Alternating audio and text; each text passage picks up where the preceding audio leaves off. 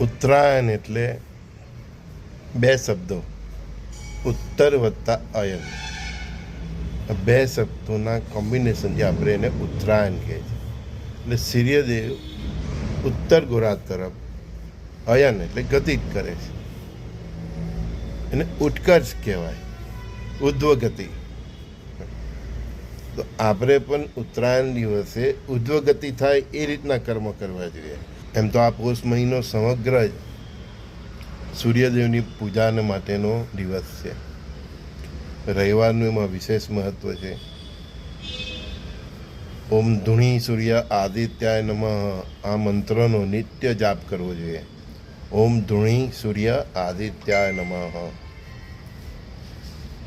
સૂર્ય તરફથી ઉર્જા પ્રાપ્ત કરવાનો, તમારા આત્મકારક સૂર્યને ઉજ્જવલિત કરવાનો અને ત્યાંથી પરમપિતા પરમાત્માનો માર્ગને પ્રશિષ્ટ કરે છે એ ઉત્તરાયણ છે.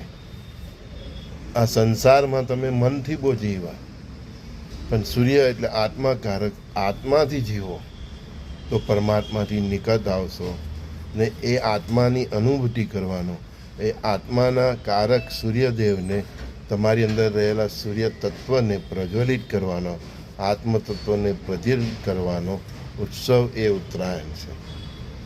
સંજય બોરીવાલાના સૌને સખાઓને પ્રાતઃકાળના સત્સંગમાં શ્રી ગુરુદેવ દત્ત. ઓમ સૂર્યદેવાય નમઃ.